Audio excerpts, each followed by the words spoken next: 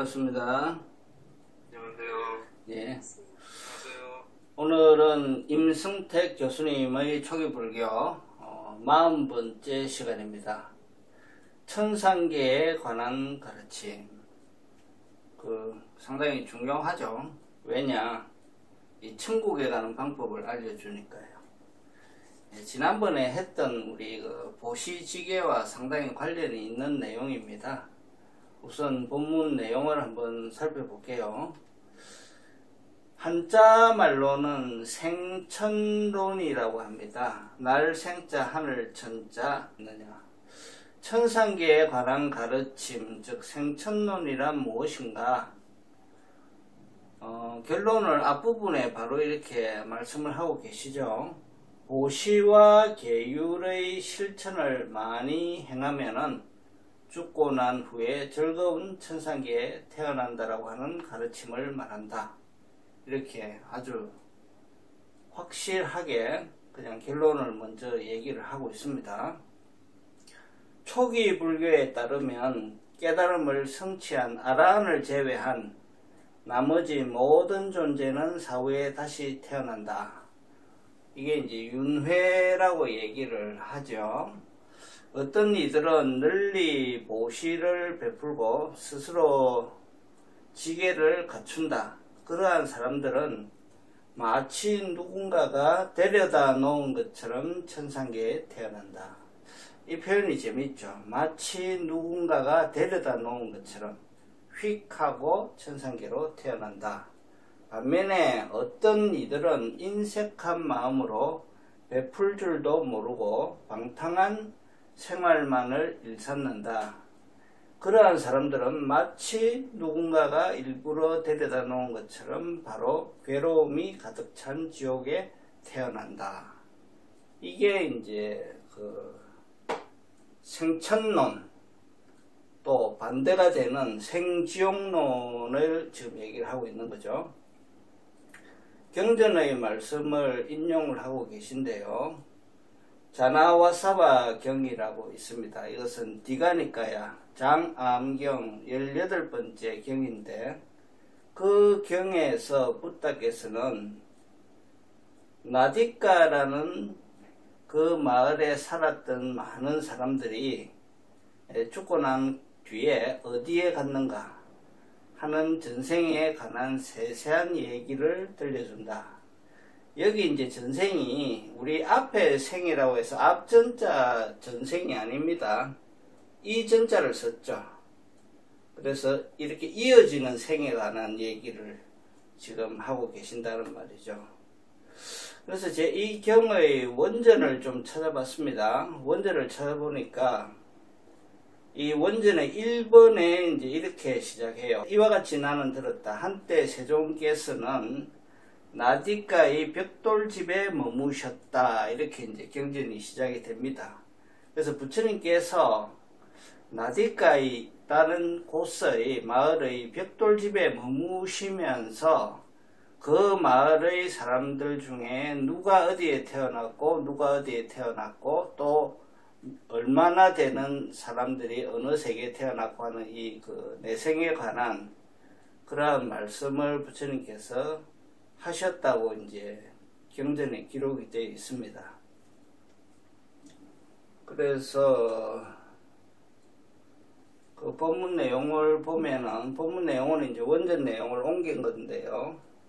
예컨대 해서 이제 놓습니다. 50명이 넘는 나디카 사람들이 천상에 태어나 그곳에서 완전한 열반에 들었고, 즉 불환자를 얘기하는 거죠. 정거천에 한번 태어났다가 바로 열반에 드는 그런 불환자가 이 마을에서 50명이 나왔다. 그 다음에 90명 이상의 사람들이 한 번만 더 이 세상에 태어나서 일체의 괴로움을 종식하게 될 것이며, 이것은 일례자죠. 이 세상으로 한 번만 더 오는 사람들이 그 마을 출신이 지금 90명이 나온다는 얘기죠. 그 다음에 500명 이상의 사람들이 최소한 지옥에는 떨어지지 않는 법을 갖추어 완전한 깨달음으로 나갈 것이다 라고 말한다. 이제 예류자를 얘기하는 것입니다. 그래서 부처님께서 이렇게 보시니까 이 마을 사람들은 이만큼은 일로 가고 이만큼은 일로 가고 이만큼은 일로 간다. 이렇게 이제 부처님께서 신통력으로 보시고 말씀을 하신 겁니다. 그러면 이렇게 내다보고 말씀하시는 것을 우리 불교의 육신통주에서는 어디에 속하죠? 숙명통. 숙명통은 과거를 보는 것이고요. 요거는 이제 천안통에 속합니다. 천안통. 네. 천안통에 속하는데, 지금 부처님께서 이 나디카 마을뿐만 아니라 다른 지역에서도 이러한 그 말씀을 하셨다고 해요. 그래서 지금 경전에는 까시라든지 왓지라든지 제타와방사라든지 구루라든지 이런 등지에도 부처님께서 방문하셔가지고 거기에 살았던 사람들이 어디로 간다 하는 유사한 방식으로 부처님께서 되풀이 하셨다고 합니다. 그래서 제가 보기에는 그래요. 부처님께서 어떤 마을에 가시면은 그 마을에서 이제 숙소와 공양을 그 마을에서 이제 부처님께 공양을 올리잖아요. 그럼 부처님께서 그 일종의 답례죠. 답례로 이 마을 출신 사람들이 어떻게 어느 정도의 성자가 나온다 하는 것을 말씀을 해주신 것 같아요. 신통력으로 보시고. 그런 당시에 어떤 그 사회적인 풍습이라 그럴까요? 그러한 것들이 조금 제가 보기에는 있는 것 같아요. 그래서 이제 제가 경전의 원전을 조금 더 보니까 지금 이 본문에는 안 나와 있는데 어떤 게 있냐면 아난다가 부처님한테 물어봐요. 부처님 세존이시여, 세존께서는 이런저런 마을에서 그 출신의 사람들이 어디로 가고 하는 걸 말씀을 많이 해주셨는데 부처님께서 왜 마가다국의 사람들에 대해서는 말씀을 안 하십니까? 이렇게 아난다가 물어요. 마가다국은 부처님과 인연이 깊은 땅이 아닙니까? 그렇게 물어요. 그러니까 부처님께서 그러냐 하면서 마가다국을 살피시는 대목이 나옵니다. 이 경전에 나오는데 부처님께서 이 그 천안통을 어떻게 해서 일으키시는지에 대한 설명이 나와요. 그래서 저는 수행하는 사람 입장에서 아주 그 부분을 재밌게 그 주위에서 한번 봤는데요. 그게 이 디가니카야 18번 이 경의 9번째 보면은 나옵니다. 같이 한번 볼게요. 이게 아주 재미있어요. 자, 부처님께서는 이제 아난다의 그 말씀을 들었죠. 그 다음에 그날 부처님께서는 밖에 나가셔서 글식을 하시고 공양을 마치신 다음에 글식에서 돌아와 발을 씻고 벽돌집에 들어가신 거예요. 벽돌집에 들어가서 마가다에 사는 신도들에 대해서 알고자 하는 마음에 잡돌이하고 모든 마음을 다하여 몰두한 뒤, 요 보이죠? 모든 마음을 다하여 몰두한 뒤 그들이 어디에 태어나고 어디에 향하는지 나는 그들의 태어날 곳과 향하는 곳에 대해서 알아보리라고 하면서 마련된 자리에 앉았다. 이렇게 써놨습니다. 아난다여, 거기서 나는 마가다에 사는 신도들이 어디에 태어나고 어디로 향하는지를 나는 보았다. 자, 이게 부처님께서 신통력을 쓰실 때 그냥 소설에 나오는 것처럼 뭐 이렇게 눈을 휙 뜨니까 뭐 모든 게 다 보이고 이게 아닙니다. 아니고 부처님께서도 마음을 가라앉히시고 조용한 곳에 앉으셔가지고 마음을 모아서 사선정에 드시는 거예요. 그래서 사선정에서 신통력으로 보시는 겁니다. 예. 그래서 이걸 보면은 부처님께서도 이렇게 하셨구나 하고 우리가 이제 알 수가 있습니다. 실제로 그 육신통을 일으키는 기술이 있거든요. 그 사선정에서. 그래서 그 방식대로 정확하게 지금 하신 거예요. 우선 사선정에서 삼매 드시거든요. 그래서 삼매에서 출정하자마자 마음을 집중해서 보면은 영상으로 떠요, 이게. 그래서 정확하게 부처님께서 지금 그 방식으로 하셨다고 경전에 아주 증명처럼 이렇게 기록이 되어 있습니다. 그래서 부처님께서 이 신통을 일으키시는 그런 그 귀한 기록이 지금 여기에 나와 있는 거예요. 보면. 저는 상당히 흥미있게 봤고요. 자, 그래서 지금 이 사람이 죽어서 윤회에서 어느 세계에 어떻게 태어나고 하는 지금 말씀이 이 경에 계시잖아요. 그래서 지금 본문에 지금 어떻게 지금 나와 있냐면요. 초기불교 경전에 따르면 내세라고 하는 것은 실제로 있다는 거예요. 실제 한다. 그래서 우리가 티베트 불교 우리가 지금 현재도 목격하지 않습니까? 링포체들이 수없이 태어나잖아요. 그래서 전생에 어디에 살았고 내 제자는 누구였고 하는 것들을 실제 우리가 그 티베트 불교에서는 굉장히 흔하게 지금 나오는 거죠. 그래서 이것은 엄연한 사실이다 라고 지금 얘기하고 있죠. 그게 또 초기 불교의 경전에 기록되어 있다. 내세에 관한 붓다의 가르침은 일단 분량면에서 매우 방대하다. 한두 군데 나오는 얘기가 아니고 여러 군데서 나온다. 또한 사실적으로 아주 생생하게 잘 기록이 되어 있다. 이것은 결코 거짓으로 만들어낸 이야기라고 볼 수가 없고 깨달은 이의 통찰로서는 드러나는 그러한 현실의 세계로 보아야 한다. 라고 지금 본문에 나와 있습니다. 그래서 제4선에서 실제로 경험되는 선정 속에서는 이게 다 경험이 되는 그러한 세계다라고 지금 얘기를 하고 있죠. 3계의 속박을 완전히 벗어난 존재가 즉 아란이 아닌 한 즉 그러한 깨달음의 경지를 확신하지 못하는 한 죽음 이후에 대해서 일말의 의심과 두려움이 남아있는 한 그러한 사람들에게 내세는 엄연한 사실로서 존재한다고 보아야 한다. 즉 아란이 아닌 한 이러한 내세로 윤회하는 지배를 받는다는 말씀입니다. 사실 내세는 죽고 난 이후의 세계이다. 따라서 이것의 존재 여부를 현재의 삶에서 증명을 해볼 수는 없다. 내세란 전적으로 믿음의 영역에 속한 세계라고 할 수가 있다. 그만큼 현세와 내세 사이에는 넘어설 수 없는 벽이 존재한다. 그러나 내세에 대한 올바른 사고는 현재의 삶에 지대한 영향을 미칠 수 있다.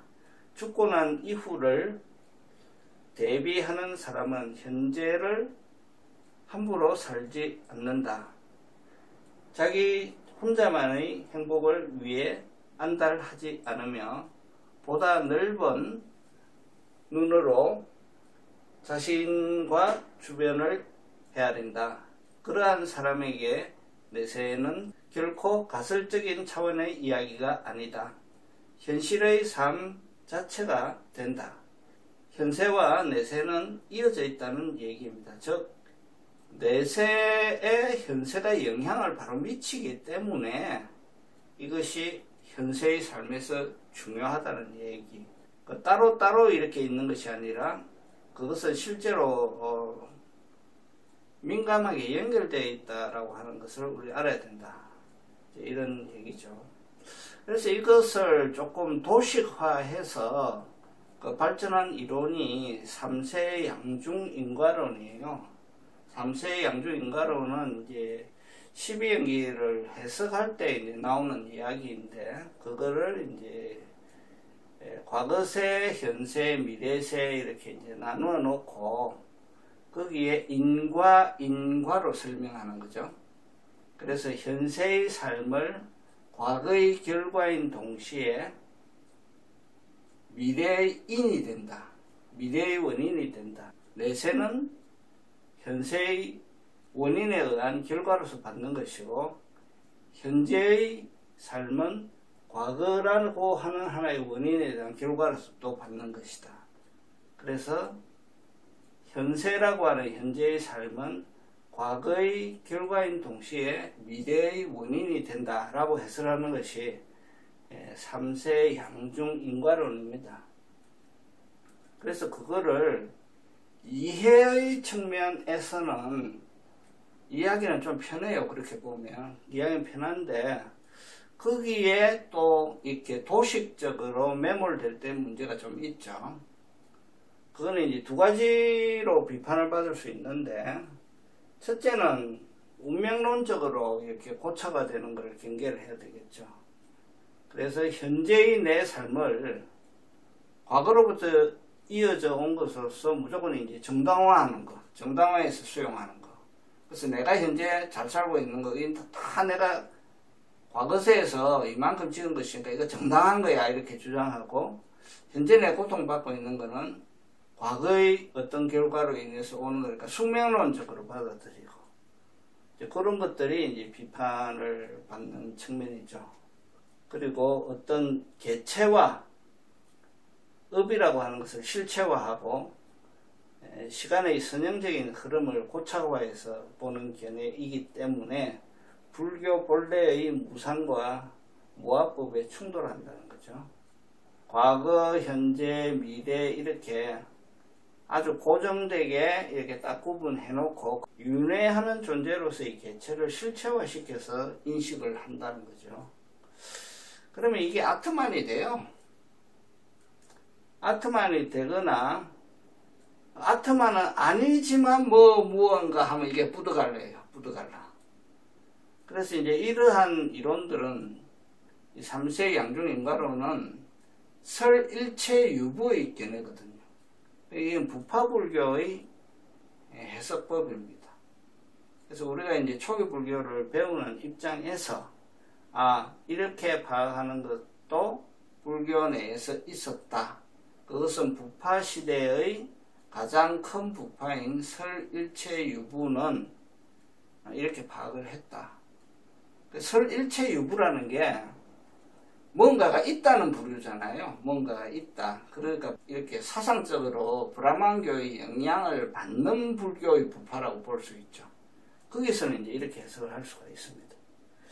그래서 지금 본문 내용에는 전혀 없습니다만은 우리가 초기 교학을 공부하는 입장에서 참고적으로 이런 얘기들을 알고 계시면 도움이 되겠죠. 다시 이제 본문 내용 보겠습니다. 붓다는 현재와 내세를 잘 살기 위한 가르침을 따로 전한다. 앙구따라 니까야에 그러면 현세를 잘 살기 위해서는 어떻게 해야 되느냐, 내세를 잘 살기 위해서는 어떻게 해야 되느냐 하는 것을 붓다께서 서머리를 해놓은 것이 있다. 그 내용을 보자. 우선 현재를 행복하게 잘 살기 위해서 네 가지를 하라라고 이경에서는 가르치고 있다고 합니다. 첫째, 직업을 가지고서 근면하게 일을 해라. 둘째, 땀 흘려서 벌어들인 소득은 정당하게 관리하고 보존을 해라. 셋째, 바른 길로 인도하는 좋은 친구를 사귀어라. 넷째, 소득에 맞게 합리적으로 소비를 해라. 굉장히 현실적인 조언이 나와 있네요. 한편 내세의 안락과 행복을 위해서는 어떻게 해야 되느냐, 역시 네 가지를 해라. 첫째, 도덕적 정신적 가치를 믿고 신뢰를 한다.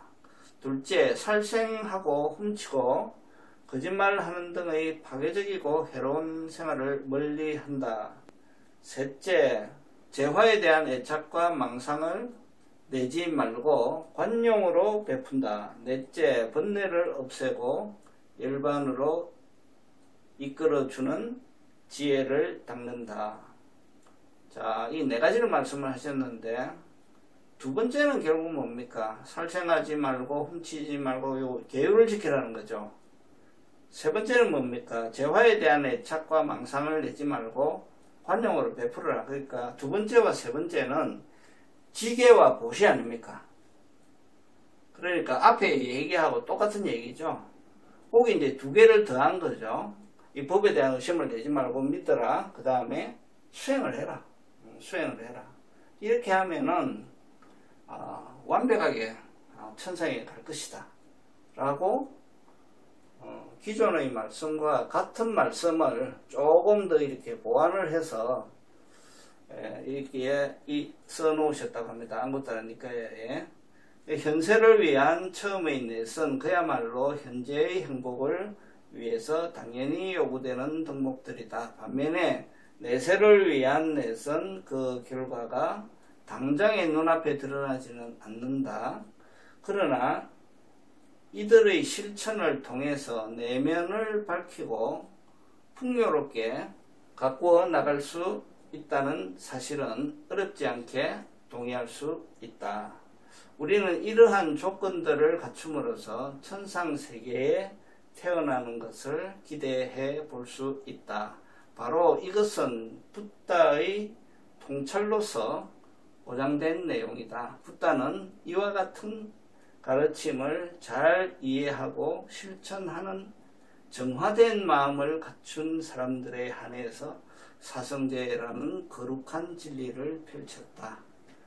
이것도 이제 몇 번 강조되는 말씀이신데요.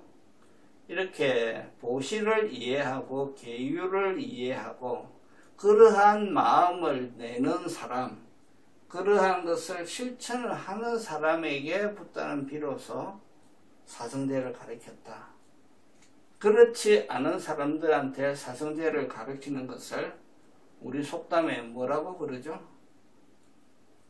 소귀의 경을 읽는다 그러죠. 그 당시에도 붓다께서는 이 정도도 안 되는 사람들은 사성제를 가르쳐 봐야 그 사람 시간을 뺏고 내 시간을 뺏는 거다라고 생각한 거예요. 그래서 사성제를 배우는 것도 또 사성제를 공부하는 것도 기본 바탕이 돼야 된다. 이러한 그 기본적인 그 바탕에 관한 얘기는 우리가 계속 반복 강조되지 않습니까? 선정이 왜 안 되는데요? 아, 그래요? 오장애가 눌러지지 않았음입니다. 당연하죠. 오요소가 드러나려면 오장애를 눌러야 된다고 나와 있지 않습니까? 그래서 그 전에 해야 될 것이 안 될 때 안 되는 거예요. 왜 팔정도 수행이 안 될까요? 왜 저는 정어가 잘 안 되죠? 왜 정업이 잘 안 되죠? 그것은 바른 견해가 안 써 있는 거예요. 정견이 안 써 있는 거예요. 그래서 정견을 닦아라. 예, 팔정도가 뭡니까? 삼마 디티, 삼마 사티, 삼마 사마디, 다 삼마 붙잖아요. 바른. 그러면 맨 처음에 바른 견해가 안 쓰면 뭐가 바른지 뭐가 안 바른지를 모르는데 어떻게 바른 말을 닦겠어요? 어떻게 바른 사띠를 닦겠어요? 그러니까 이 불교의 가르침과 수행은 항상 선행 조건이 뭔가를 봐야 된다. 그 선행 조건이 뭐라는 것은 부처님께서 상당히 친절하게 다 말씀을 해 놓으셨다. 여기에서도 결국은 깨달음을 해서 예류자부터 아란에 이르는 그러한 레벨을 수행을 하려면은 사성제를 이해하고 팔정도를 닦아야 되는데 그거 하려면은 이거는 기본으로 해야 된다. 생천할 수 있는 이러한 바탕이 안 될 때 그게 잘 안 닦인다는 거죠. 그러니까 보시하는 마음 내고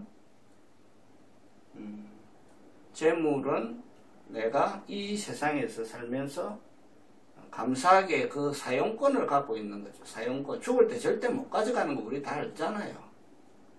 그거는 내가 살아있는 동안에 사용권을 갖고 있는 거예요. 그렇게 생각하고 좋은 일에 잘 베풀겠다는 그런 마음 가지고 또 계율을 지켜야 마음이 청정해지잖아요.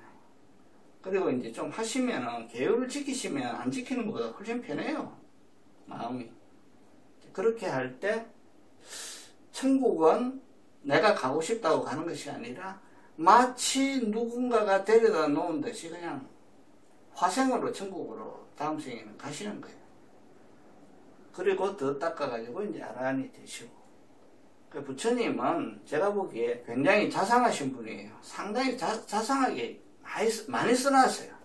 많이 써놓고 반복으로 이렇게 말씀 많이 하세요. 자, 이런 것들이 이제 오늘 본문에서 살펴본 내용입니다. 특별히 어려울 거는 없지요. 본문에는 안 나와 있고 또 우리가 전에 한번 한 적이 있습니다만은 지금 자꾸 천상계 하는데 그럼 불교의 천상계는 뭐냐? 우리 도반님들, 우리 법부님들께서 다 가셔야 될 곳이니까 내가 갈 곳이 어딘가는 알고 가야죠. 이왕이면. 그래서 이 불교의 천상계 간단하게 우리 한번 다시 말씀드릴게요. 이거 보고 어디로 가실지 고르세요. 여기 가기 싫다 이러면 이제 알아 내시면 되고. 불교의 천상계는요, 불교의 천상계는 28개의 하늘나라가 있습니다. 그 중에 우리가 3계라고 할 때 욕계, 색계, 무색계라고 하는데 욕계에 6개의 하늘나라가 있고요, 색계에 18개의 하늘나라가 있고 무색계에 4개의 하늘나라가 있습니다. 그래서 합해서 28천입니다. 불교의 천상계는. 그래서 욕계의 6천부터 우선 알아보면은 사바세계와 상당히 밀접한 관련이 있는 하늘나라가 2개가 있으니 그것이 사천왕천이고 그 다음이 도리천입니다. 그래서 절 이름도 보면은 도리사 뭐 이런 절 이름 붙여놓은 데 꽤 있어요. 그런 데가 다 이 모든 하늘나라 중에 우리 사바세계와 많은 관련이 있기 때문에 이제 그런 이름들을 쓰는 거예요. 제1번 사천왕천의 천주는 사천왕이죠. 그래서 사바세계를 직접 관리하는 역할을 한다. 제2번 도리천의 천주는 제석천왕입니다. 제석천왕 이 하늘나라 역시 사바세계를 주관하는데 이 도리천이 수미산의 꼭대기에 있다고 얘기를 합니다. 그리고 사천왕은 수미산의 중턱에 있고 수미산이 이 사바세계죠. 그래서 이 사바세계 안에 들어있는 하늘나라다 이렇게 보실 수가 있는데 이 도리천이 33개의 하늘나라로 구성이 되어 있어요. 이 도리천 자체가 33개의 하늘나라로 구성이 되어 있고 33천주가 여기를 다스리고 있는 거예요. 그래서 제석천왕께서 회의가 있다 모이라 이러면 다 모여요. 33명이. 딱 모여가지고 회의를 합니다. 회의를 해서 결정사항이 사천왕한테 바로 전달이 돼요. 오늘의 회의 결과 회의록을 딱 넘겨주면 사천왕들이 실행을 하는 거예요. 그래서 직계직속이다. 도리천이 직계직속이다. 이렇게 구성이 되어 있습니다. 그 다음에 3, 4, 5, 6은 야마천, 도솔천, 화락천, 타화자재천인데 이거는 내용을 들여다보면요. 우리 욕망 중에 음욕을 얼마나 다스려 놓았느냐, 음욕을 얼마나 다스려 놓았느냐의 등급에 따라서 이렇게 나뉘어요. 야마천, 도솔천, 화락천, 타화자재천 이렇게 나뉘는데 도솔천이 이제 우리한테 익숙해져 있기 때문에 요거 말씀드리면 네 번째 하늘나라인데 천주는 미륵보살입니다. 그리고 이것을 우리가 극락정토라고 부르는 곳이에요. 극락정토는 6개의 하늘나라 중에 도솔천이다. 천주는 미륵보살이다.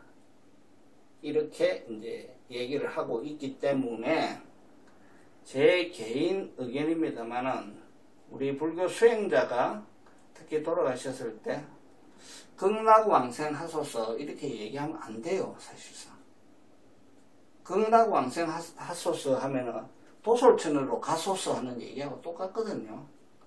물론 도솔천이 좋은 곳이기는 하지만 반드시 불도를 이루고 승불을 하소서, 또는 반드시 해탈열반하여 아랑가를 이루소서, 이렇게 축원을 해야 사실 맞는 거예요.